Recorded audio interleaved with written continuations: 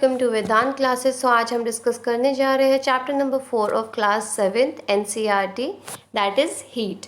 So the first question is state similarities and differences between the laboratory thermometer and the clinical thermometer.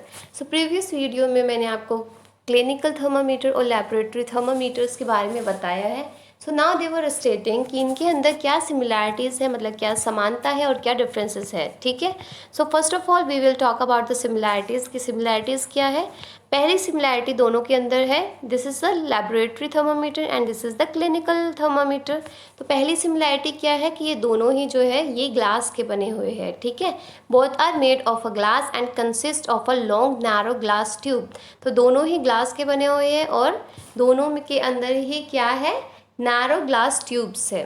After that second similarity क्या है, at one and both of them have a bulb. तो आप यहाँ देख सकते हो कि इन दोनों के ही पास क्या है, एक एंड पे यहाँ पर बल्ब है, जो कि ये बल्ब जो है ये क्या करता है, bulb of both the thermometer consist of a mercury. अब ये जो बल्ब है दोनों ही थर्मामीटर्स में ये क्या कैरी करता है, ये मर्करी कैरी करता है, दैट मीन्स मर्करी अपने अंदर रखता है। Celsius scale is present in both the thermometer. तो अगर आप यहाँ पर रीडिंग्स देखोगे, लेबोरेटरी थर्मामीटर की रीडिंग्स देखोगे या फिर आप क्लिनिकल थर्मामीटर की रीडिंग्स देखोगे, तो आप क्या फाइंड आउट करोगे कि दोनों जो है वो सेल्सियस में देख रखा है, that means Celsius scale is present. तो सेल्सियस स्केल होता है और ज़्यादातर जो भी हम टेम्परेचर लिखते हैं वो कैसे लिखते हैं, वो डिग्री सेल्सियस के अंदर लिखते हैं। आप देख सकते हो ये जो ऊपर का रीडिंग है ये डिग्री सेल्सियस के अंदर है। इन अ सिमिलर मैनर जो लेबोरेटरी थर्मामीटर होता है उसमें भी डिग्री सेल्सियस में ही रीडिंग दी हुई होती है। नाउ डिफरेंसेस क्या है दोनों थर्मामीटर्स के अंदर। तो क्लिनिकल थर्मामीटर जो है, मैंने ये आपको प्रीवियस वीडियोस में भी बताया था कि क्लिनिकल थर्मामीटर जो है इसका टेम्परेचर रेंज क्या है, 35 से 42 डिग्री सेल्सियस होता है। वाइल अगर हम लेबोरेटरी थर्मामीटर की बात करते हैं, इनका टेम्परेचर होता है -10 डिग्री से लेकर 110 डिग्री सेल्सियस। सेल्सियस लगाना is very important, degree Celsius बहुत ज़्यादा इंपॉर्टेंट है, आपको लगाना ही पड़ेगा।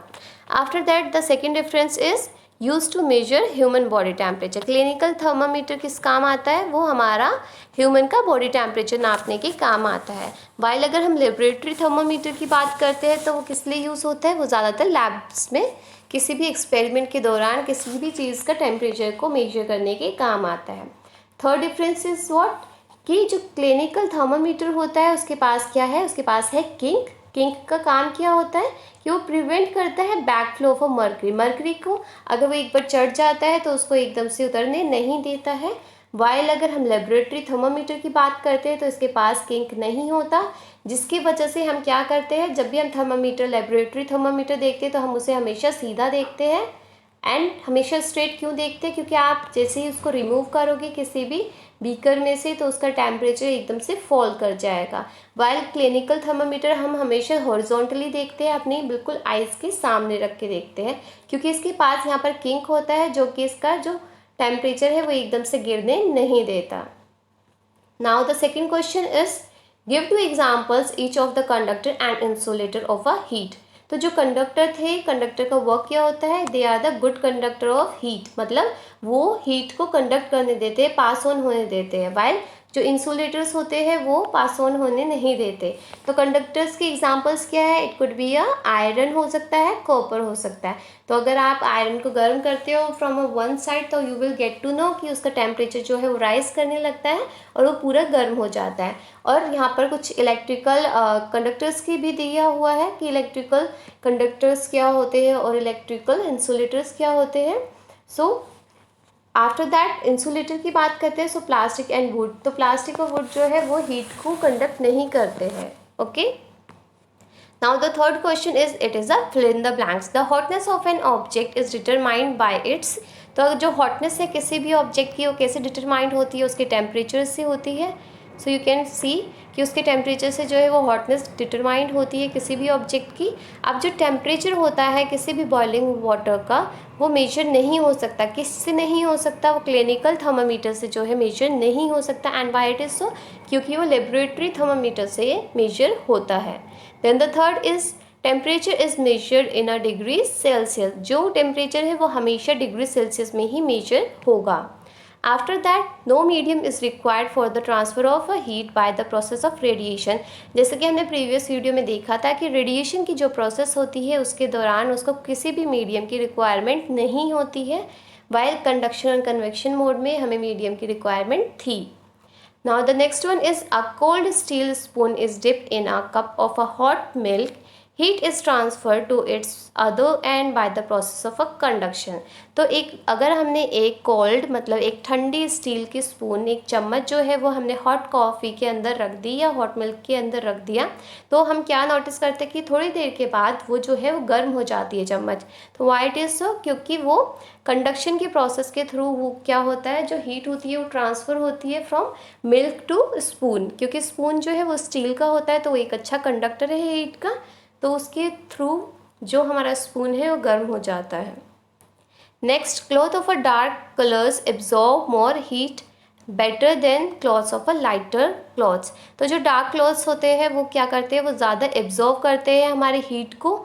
सो दैट इससे यही कारण होता है कि हम सर्दियों में डार्क कलर को पहनना ज़्यादा पसंद करते हैं कपड़ों को, क्योंकि हीट एब्जॉर्व होती है तो हमें हमें जो सनलाइट है वो अच्छे से मिलती है और हमें गर्म फील होता है.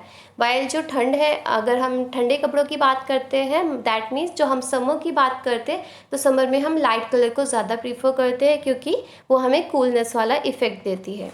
Now match the following. Land breeze blows during. तो लैंड ब्रिज जो है वो कब ब्लो करता है, ड्यूरिंग नाइट, क्योंकि नाइट में क्या होता है, जो लैंड होता है वहाँ पर ठंडी हवा रहती है और जो सी है, सी के ऊपर गर्म हवा रहती है, तो वो क्या करता है, लैंड से सी की तरफ मूव करती है विंड. ठीक है, तो लैंड से जो है वो सी की तरफ मूव करती है विंड. कब करती है, नाइट के साइड, नाइट में बेसिकली रात के टाइम.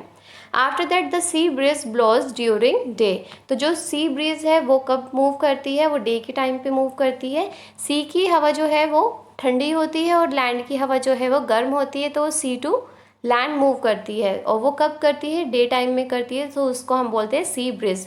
सी की तरफ से हवा आई लैंड की तरफ तो उसे सी ब्रिज कहते हैं, और लैंड की तरफ से हवा आई सी की तरफ तो उसे हम लैंड ब्रिज कहते हैं.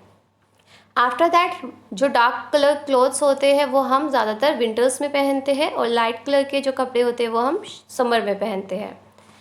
Now the next question is, discuss why wearing more layers of a clothing during winter keep us warmer than wearing just one thick piece of clothing. तो ऐसा क्यों होता है कि अगर हमने पतले पतले 2-3 लेयर्स पहन रखे हैं, मतलब हमने काफ़ी सारे कपड़े पहन रखे हैं, 2-3 कपड़े पहन रखे हैं ठंड के दौरान, और एक दूसरे बच्चे ने, तो ए ने काफ़ी सारी लेयर्स पहन रखी है और बी ने क्या कर रखा है, उसने एक जैकेट पहन रखी है बहुत मोटी. उनमें से किसको ज़्यादा अच्छा फील होगा ठंड के टाइम पे.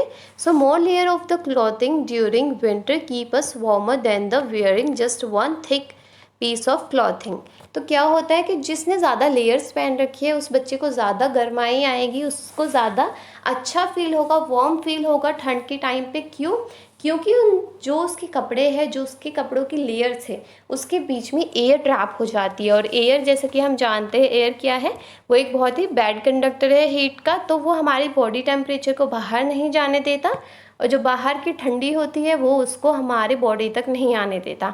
दैट इज़ वाई जो कि ज़्यादा लेयर कपड़ों की ज़्यादा लेयर पहनते हैं उन्हें कम ठंड लगती है कंपैरेटिवली जो बहुत ज़्यादा एक ही कपड़ा बहुत मोटा पहनते हैं. सो दैट इज़ वाई आपको 2 ब्लैंकेट्स लेना चाहिए, चाहे वो पतला ही क्यों ना हो, इंस्टेड ऑफ एक मोटा लेने के बजाय, तो आपको ज़्यादा अच्छा फील होगा.